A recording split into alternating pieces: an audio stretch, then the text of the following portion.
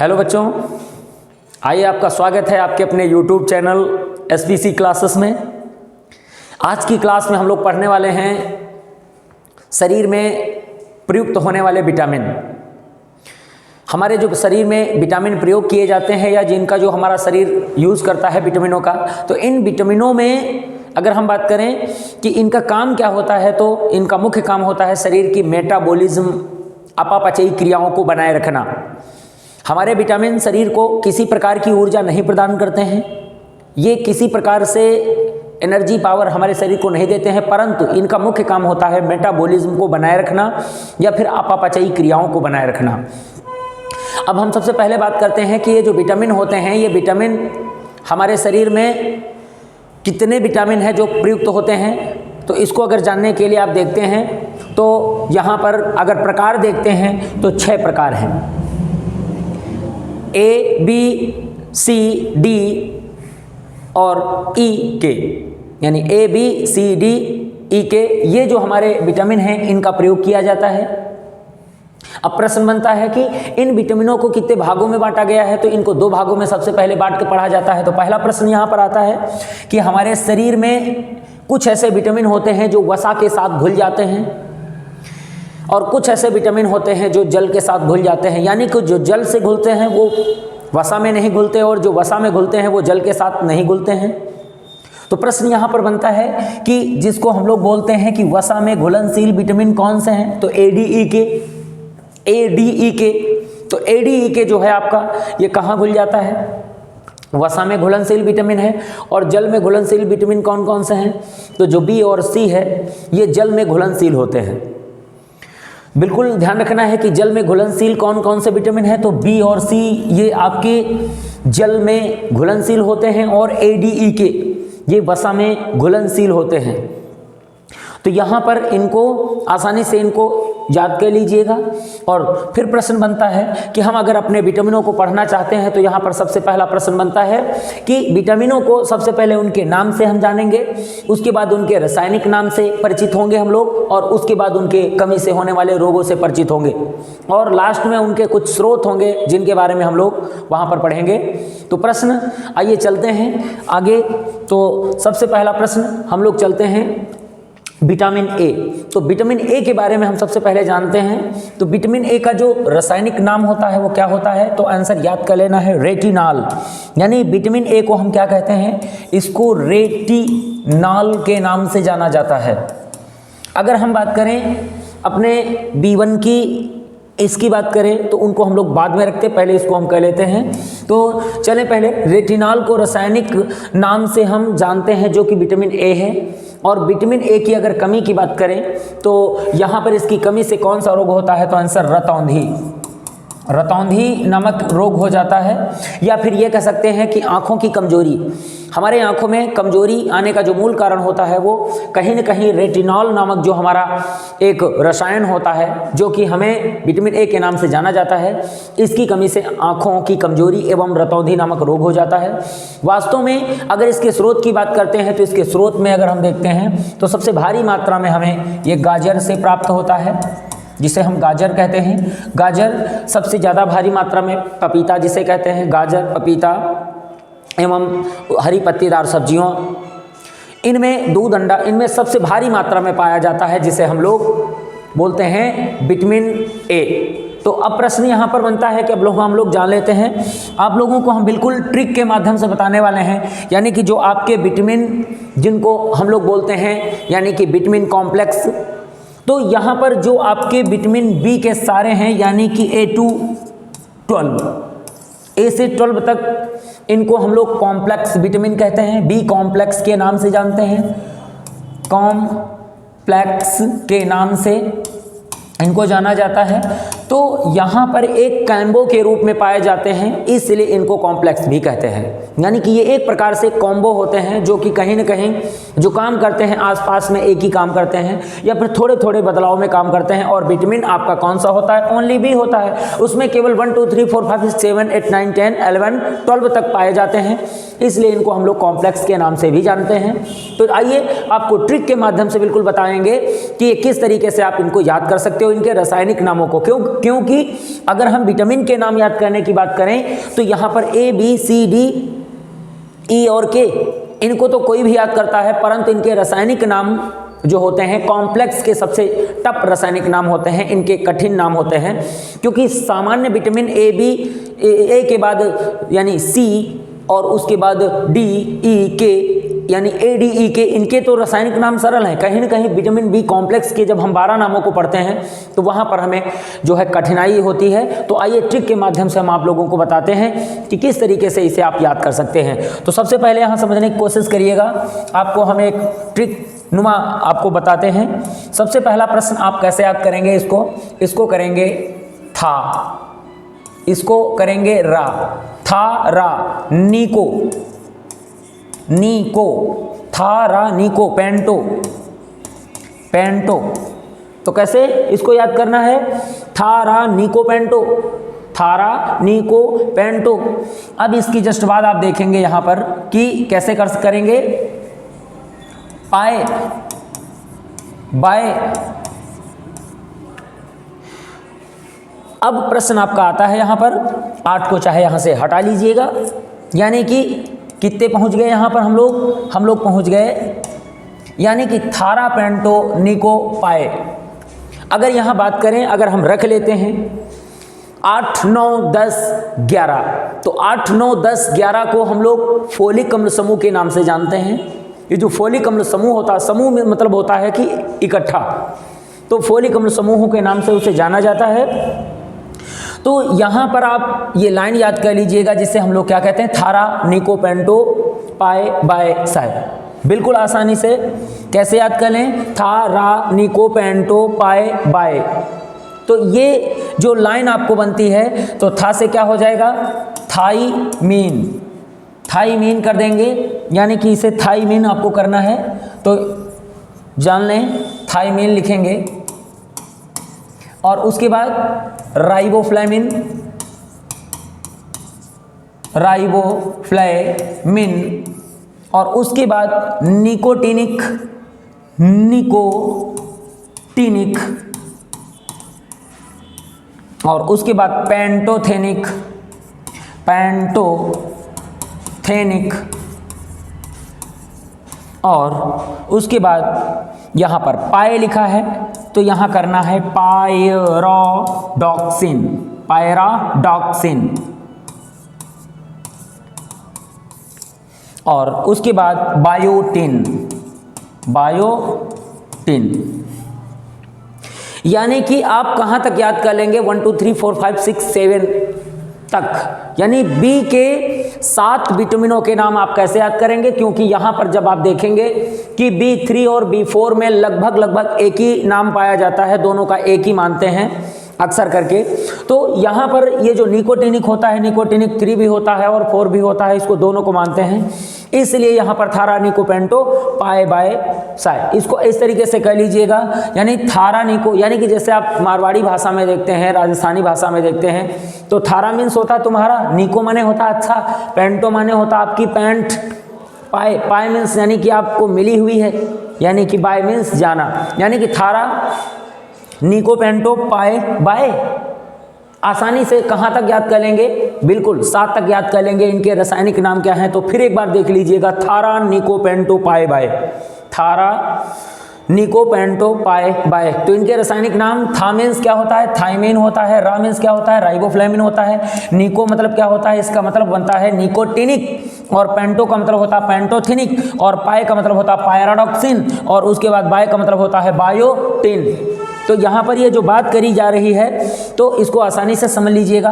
अब हम आपको बताते हैं, जैसे कि सबसे पहला प्रश्न बनता है, था से क्या होता है, यहाँ पर था से इससे अगर रोग की बात करते हैं तो थायमीन की कमी या B1 जिसे कहते हैं या विटामिन बी कहते हैं, तो विटामिन बी की कमी से क्या होता है, बेरी नामक रोग हो जाता है, बेरी नामक रोग हो जाता है। और बेरी रोग की अगर बात करें तो क्या होता है, तो बेरी रोग में जो हमारे मसल्स होते हैं, मांसपेशी होती है, वो ढीली हो जाती हैं, ठीक है। तो यहाँ पर बेरी रोग क्या है, तो बेरी रोग होता है जो थायमीन की कमी से हो जाता है।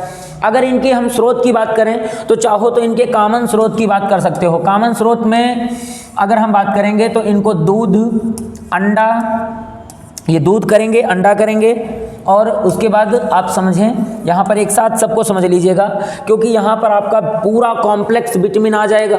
क्योंकि कॉम्प्लेक्स विटामिन में जो स्रोत होते हैं जहाँ से हम उस विटामिन की पूर्ति करते हैं लगभग कॉमन पाया जाता है। तो आपको यहाँ पर क्या करना है, आपको दूध, आपको अंडा, यकृत, कलेजी कहते हैं, कलेजी, यकृत, कलेजी, मांस, हरी पत्तेदार सब्जी, हरी पत्तेदार सब्जी। तो ये जो स्रोत होते हैं ये कॉमन प्रकार के स्रोत होते हैं। यानी कि विटामिन अगर बी आपको प्राप्त करना है, कॉम्प्लेक्स प्राप्त करना है, तो ये इसका एक कॉमन प्रकार का स्रोत होता है जो कि मुख्य रूप से यहाँ पर पाया जाता है। तो यहाँ पर दूध सबसे महत्वपूर्ण होता है, क्योंकि विटामिन बी कॉम्प्लेक्स के लिए दूध, अंडा, यकृत, कलेजी, मांस, हरे पत्तेदार, सबसे महत्वपूर्ण हरे पत्तेदार सब्जियां मानी जाती हैं। तो इसको कॉमन रूप में याद कर लीजिए। परंतु अब हम लोग देखते हैं कि यहाँ पर जो बी होता है, तो बी जिसे B2 कहते हैं, इससे कौन सा रोग होता है, तो B2 से आप क्या करेंगे, किलोसिस। ध्यान रखना है कौन सा रोग होता है, इससे किलोसिस नामक रोग हो जाता है, किलोसिस। इस रोग को क्या कहते हैं, विटामिन B2 जिसे राइबोफ्लेविन कहते हैं, इससे किलोसिस नामक रोग होता है। और किलोसिस क्या होता है, तो याद कर लीजिए, होठों के जो कोण होते हैं, इसको हम लोग कोण बोलते हैं। तो होठों के जो कोण होते हैं वो फटना शुरू हो जाते हैं। यानी होंठ के दोनों सिरे जो कोने होते हैं वो फटना शुरू हो जाते हैं। इसको किलोसिस के नाम से जाना जाता है। और बेरी क्या होता है, तो बेरी में जो मानव के मसल्स होते हैं वो मसल्स खराब हो जाते हैं, ढीले हो जाते हैं, वो बेरी के नाम से जाना जाता है। अब बात करते हैं ये निकोटिनिक, यानी कि निकोटिनिक जो अम्ल होता है, इसके स्रोतों में वही कॉमन बात आपको याद रखनी है, परंतु इसके रोग के बारे में ध्यान रखना है कि बेरी किलोसिस और पेलाग्रा। यानी कि इस निकोटिनिक अम्ल जो होता है, इससे एक रोग होता है, पेलाग्रा नामक रोग होता है। और यह रोग का संबंध अगर हम बात करें तो मानव की चर्म रोग एवं त्वचा से संबंधित होता है, जिसको हम लोग पेलाग्रा नामक रोग कहते हैं।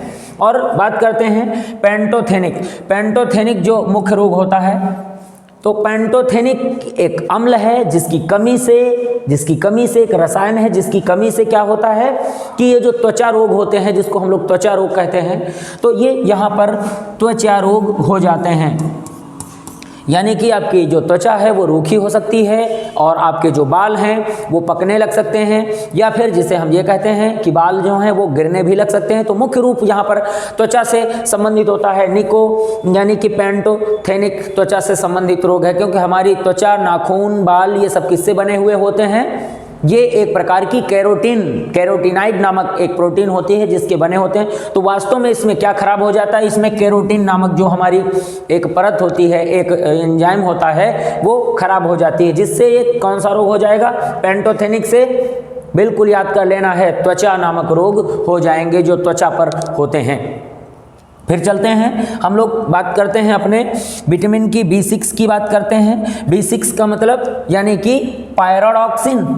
B6 यानी जो हमारा पायरोडॉक्सिन होता है, इसकी कमी से क्या रोग होता है, तो वास्तव में ये जो पायरोडॉक्सिन होता है ये हमारे शरीर में कहीं ना कहीं, जिसे हम लोग बोलते हैं रक्त की कमी, पायरोडॉक्सिन रक्त की कमी और वृद्धि, इस तरीके के यहाँ पर बुद्धि जो कुंठित हो जाती है, बुद्धि का कुंठित होना, बुद्धि का विकास कम होना, ये पायरोडॉक्सिन से होता है। फिर बात करते हैं बायोटिन जो होता है ये किससे संबंधित है, तो बायोटिन जो होता है ये B7 है। मगर इसके बाद चाहो तो पहले B6 को एक बार और समझो, क्योंकि यहाँ लिखा क्या है, यहाँ पर लिखा हुआ है पायरोडॉक्सिन। अब पायरोडॉक्सिन में वास्तव में क्या होता है, तो वास्तव में यहाँ पर हमारे शरीर में खून का निर्माण कम हो जाता है। अगर इसकी कमी हो गई तो खून का निर्माण कम हो जाता है, जिसके कारण शारीरिक विकास जो है वो रुक जाते हैं, या फिर शरीर में जो मेटाबॉलिज्म प्रक्रियाएं हैं वो रुक जाती हैं। तो वास्तव में जो विटामिन 6 होता है, इसी का संबंध सीधे 12 से होता है। यानी कि यहाँ पर आपको खून की कमी हो जाएगी। अगर आपका ऐसा कोई क्वेश्चन मिलता है तो अगर आप उसका जवाब लगा दें कि रक्त की कमी, यानी कि इसकी कमी होगी, पायरोडॉक्सिन की अगर कमी होगी तो समझ लेना रक्त की कमी हो जाएगी। बिल्कुल इसे याद कर लेना है, रक्त की कमी। बायोटिन, अगर हम बायोटिन की बात करते हैं तो बायोटिन क्या होता है, तो बायोटिन भी मुख्यतः अगर हम बात करें तो इसका जो रोग होता है, अगर इसकी कमी से जो रोग होता है, चाहो तो इसको कह लो रक्त की कमी करेंगे। और उसके बाद हम बात करेंगे यहाँ पर बायोटिन की अगर बात करेंगे तो क्या मिलेगा, यहाँ पर आपको मिल जाएगा कि ये जो रोग है, जो बायोटिन होता है, इससे जो आपके बाल होते हैं ये दो मुँहे हो जाएंगे, दो मुँहे हो जाएंगे, बीच से टूटना शुरू हो जाएंगे, पकना शुरू हो जाएंगे। यानी कि बालों का विटामिन किसे कहते हैं, तो बी जो है 7 होता है, जिसे हम बायोटिन के नाम से जानते हैं। इसको कभी कभी हम BH के नाम से जानते हैं, यानी H8 भी कहते हैं। इसका एक पॉइंट होता है H8, यानी कि B7 जो होता है वो बायोटिन के नाम से जाना जाता है, जो कि बाल संबंधी सबसे महत्वपूर्ण विटामिन होता है। बालों का गिरना, बालों का टूटना, बालों का दो मुँहे होना एवं बालों का पकना, यानी कि इसकी कमी से भारी मात्रा में ये रोग हो जाता है। आइए अब आपको तैयार हो गया होगा, जिसे आप लोग क्या कहते हो, बिल्कुल ट्रिक के माध्यम से, कौन सा, यानी कि विटामिन बी कॉम्प्लेक्स का जो होगा वो होगा जिसे हम लोग बोलते हैं vitamin A B C D E के जहाँ पूरा होता है, तो विटामिन बी से जो शुरू होता है 1 2 3 4 5 6 7 तक आप ट्रिक के माध्यम से याद कर लीजिए, यानी थारानिकोपेंटो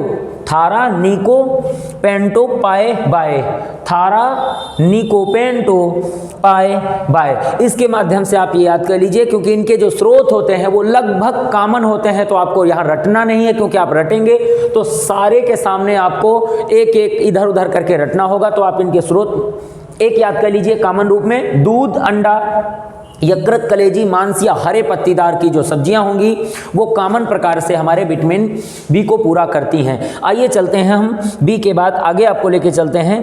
प्रश्न आपका आता है, यानी कि जिसे हम लोग यहाँ पर क्या देखते हैं, यानी कि 7 के बाद 8 9 10 11, ये होता है आपका पूरा का पूरा फोलिक अम्ल समूह। तो यहाँ ध्यान रखना है, फोलिक अम्ल समूह होता है। वास्तव में फोलिक अम्ल समूह को तो केवल डायरेक्ट इससे लिया जाता है, किससे लेते हैं, B9 को क्या कहते हैं, B9 को फोलिक अम्ल समूह कहते हैं। मगर B9 के ही जैसे गुण पाए जाते हैं 8 में, और B9 के गुण पाए जाते हैं B10 में, और वहीं कहीं न कहीं इसी के गुण पाए जाते हैं 11 में। इसलिए इस पूरे जत्थे को, इस पूरे समूह को फोलिक अम्ल समूह कहा जाता है, क्योंकि फोलिक जो अम्ल होता है, एसिड होता है, वो उसके जो गुण हैं यहाँ पर उपस्थित होते हैं।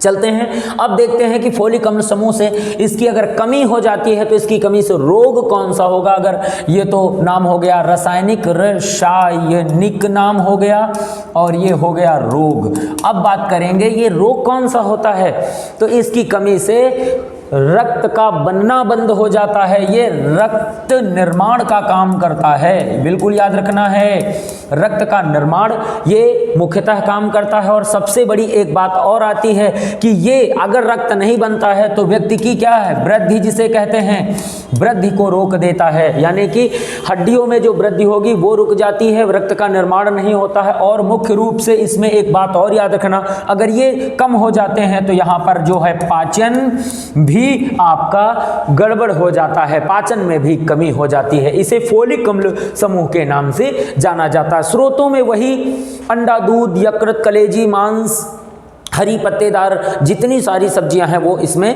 पाई जाती हैं। और कहीं ना कहीं इसे आप पनीर भी याद रखेंगे, क्योंकि पनीर में भी विटामिन बी जो होता है वो भारी मात्रा में उपस्थित होता है, क्योंकि वो प्रोटीन का एक बहुत बड़ा स्रोत होता है। इसलिए यहाँ इसका एक और है जो दूध, क्योंकि यहाँ पर बात अगर कॉमन समझते हैं दूध, तो दूध में सारी चीज़ें उपस्थित होती हैं, इसलिए इसका आंसर पनीर भी कर सकते हैं इनके स्रोतों में। ठीक है, चाहिए चलते हैं हम लोग 12 में चलते हैं। तो 12 में हम कैसे याद कर लेंगे, विटामिन 12 का जो रासायनिक है नाम है वो क्या है, तो याद कर लीजिएगा साइनोकोबालामिन, यानी इसे क्या कहते हैं, इसका रासायनिक नाम होता है साइनोकोबालामिन। साइनोकोबालामिन के नाम से इसे जाना जाता है। और यह जो आपका रासायनिक नाम है, अगर इस रसायन की कमी हो गई तो हमारे शरीर में रक्ताल्पता नामक रोग हो जाता है। इसको रक्ताल्पता, यानी कि इसे रक्ताल्पता कहते हैं, या हिंदी में कह लो रक्त की कमी, रक्त की कमी,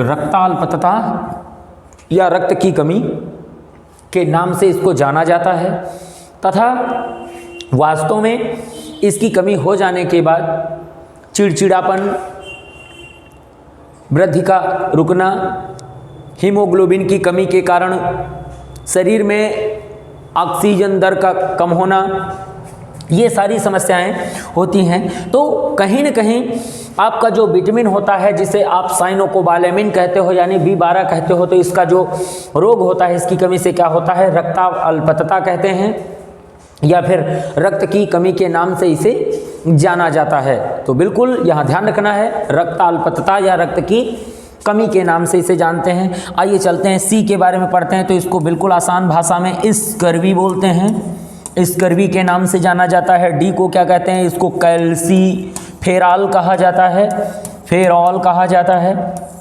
और उसके बाद डी के बाद आप देखेंगे 2 विटामिन और हैं, चाहो उनको तुरंत कर लो। ई को टेकोफेरॉल कहते हैं, टेकोफेरॉल, फेरॉल के नाम से जाना जाता है। और के को फ्लैक्विनोन कहते हैं, फ्लैक्विनोन के नाम से इसे जाना जाता है।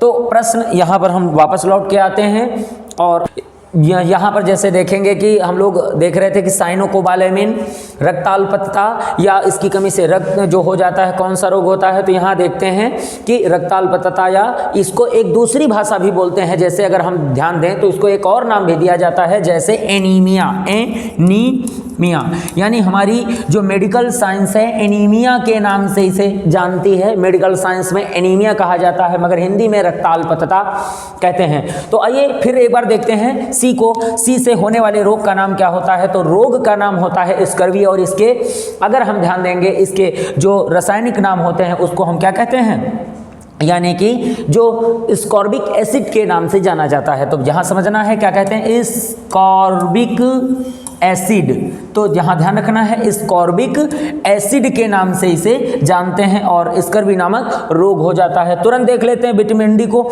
इसे कैल्सीफेरॉल के नाम से जाना जाता है। और इसकी कमी से कौन सा रोग होता है, तो यहाँ पर हड्डियाँ जो हमारी होती हैं, हड्डियाँ, इनमें मजबूती और इनमें जो वृद्धि होती है, इनकी मजबूती कम हो जाती है। विटामिन डी की कमी से इनकी मजबूती कम हो जाती है। परंतु अगर रोग की बात करें तो इसमें आपको हम समझाते हैं कि इस तरीके से आप समझेंगे।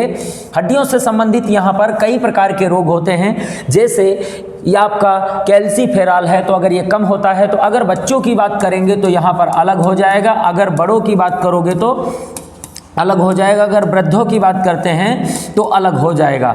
यानी कि बच्चों में अगर हम देखते हैं, इन्हीं के रोग की बात करते हैं, विटामिन डी की कमी से जो बच्चों में रोग होते हैं वो कौन सा होता है, रिकेट्स हो जाता है। रिकेट्स नामक रोग होता है। इसको हम और भी नाम से जानते हैं, सूखा रोग। बिल्कुल याद कर लेना है, रिकेट्स या सूखा रोग होता है। और बड़ों में क्या होता है, ऑस्टियोमेलेसिया, यानी कि याद कर लो, ऑस्टियोमेलेसिया, यानी कि अगर हम ध्यान दें कि जो बड़े लोग होते हैं, जो युवा लोग होते हैं, तो उनको ये कौन सा रोग हो जाता है, तो ऑस्टियोमेलेसिया हो जाता है। मगर सबसे बड़ी बात है कि जो वृद्ध लोग होते हैं, जो बूढ़े लोग होते हैं, वृद्ध लोगों को कौन सा विटामिन डी की कमी से कौन सा रोग होता है, तो वेरी मोस्ट क्वेश्चन आप ध्यान रखेंगे, यहाँ पर होता है ऑस्टियोपोरोसिस, यानी कि ऑस्टियोपोरोसिस, ये रोग होता है वृद्धों को। तो आप बिल्कुल, क्योंकि ज़्यादातर हम देखते हैं कि हमारे जितने कंपटीटर छात्र होते हैं वो बस एक क्वेश्चन याद कर लेते हैं कि कैल्शियम की कमी से, विटामिन डी की कमी से रिकेट्स या सूखा रोग याद कर लेते हैं, मगर इन क्वेश्चनों पर कभी गौर नहीं करते हैं। तो आप लोगों को ये क्वेश्चन याद करने हैं कि इस कैल्सीफेरॉल की कमी से बड़ों में जो वयस्क लोग होते हैं उनमें मेलेसिया नामक रोग होता है, और जो वृद्ध लोग होते हैं उसमें ऑस्टियोपोरोसिस होता है। तो यहाँ पर अगर हम इनके बारे की विशेषता की चर्चा करें तो ऑस्टियोपोरोसिस एक रोग होता है जो हमारे हड्डियों के बीच में कहीं न कहीं क्या होता है, उनमें रंध्र हो जाते हैं, छिद्र हो जाते हैं, वो हड्डियाँ कहीं न कहीं मुलायम हो जाती हैं या फिर उनकी मजबूती खत्म हो जाती है। तो ये ऑस्टियोपोरोसिस रोग होता है, इसीलिए वृद्धों की हड्डी जल्दी से जल्दी टूट जाती हैं और बड़े होने पर भी ऑस्टियोमेलेसिया में भी हड्डियों में रंध्र हो जाते हैं, छोटे छोटे छिद्र हो जाते हैं, जिससे उसकी मजबूती खत्म हो जाती है। परंतु रिकेट्स या सूखा में क्या होता है, हड्डी मुलायम होती है, जिसके कारण धीरे धीरे हड्डियां टेढ़ी मेढ़ी हो जाती हैं। ये बच्चों में रोग होता है। तो बिल्कुल समझ में आया होगा कि विटामिन डी केवल रिकेट्स या सूखा याद नहीं करना है, कंपटीशन के लिए आपको याद करना होगा बड़ों में और वृद्धों में, यानी ये इसका मेन पॉइंट है। फिर चलते हैं अगले पे चलते हैं। अगर हम विटामिन ए की बात करते हैं तो विटामिन ई में टेकोफेरॉल यहाँ पर चर्चा की गई है, टेकोफेरॉल, और के की बात की गई फ्लेक्विनोन। टेकोफेरॉल की बात करें तो यहाँ पर हम लोग प्रश्न पाते हैं कि इसकी कमी से जो रोग हो जाएगा तो कौन सा होता है, तो आंसर सीधा सीधा जनन क्षमता में कमी, ठीक है, जनन शक्ति जिसे हम लोग कहते हैं में कमी। तो अब प्रश्न यहाँ पर होता है, इसको कई जगह पर आप पढ़ेंगे कि इससे नपुंसकता होता है, नपुंसकता रोग होता है, और कहीं इसको आपने पढ़ा कि इसमें लिखा होता है बांझपन रोग हो जाता है।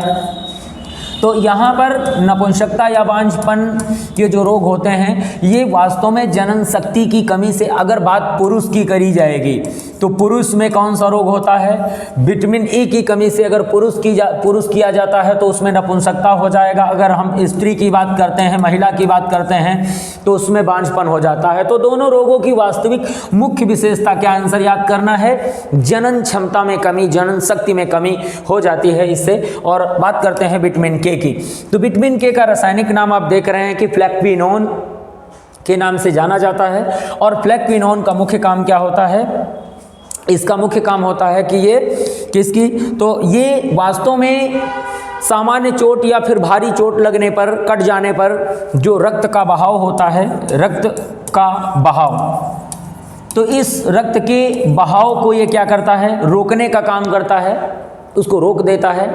तो बहते हुए रक्त को रोकने का काम विटामिन के करता है। वास्तव में अगर ये विटामिन नहीं होता है तो सबसे बड़ा एक रोग होता है जिसको हम लोग हीमोफीलिया कहते हैं, हीमोफीलिया। ऐसा क्वेश्चन आपका हो सकता है ऐसा ना लिखा जाए कि रक्त का बहाव, ये ऑप्शन ना हो तो आपको मिल जाएगा हीमोफीलिया। तो यहाँ पर ये भी इम्पॉर्टेंट क्वेश्चन है कि हीमोफीलिया कैसा रोग है। चोट लग जाने पर हीमोफीलिया में रक्त का बहाव बंद नहीं होता और धीरे धीरे रोगी की मृत्यु हो जाती है, यानी कि रोगी की बिल्कुल मृत्यु हो जाती है, क्योंकि उसमें चोट लगने के बाद रक्त कभी बंद ही नहीं होता है। तो यहाँ पर जैसे कि जिस तरीके से आप लोगों ने देखा कि हमारे विटामिन जो होते हैं उनका काम क्या है, तो विटामिनों का काम होता है शरीर की मेटाबॉलिज्म जो व्यवस्था होती है उसको बनाए रखना, यानी कि जो अपापचय होता है हम लोगों का उसको बनाए रखने का काम होता है, क्योंकि ये विटामिन कभी हमारे शरीर को ऊर्जा नहीं देते हैं, ये बात बिल्कुल याद रखिएगा।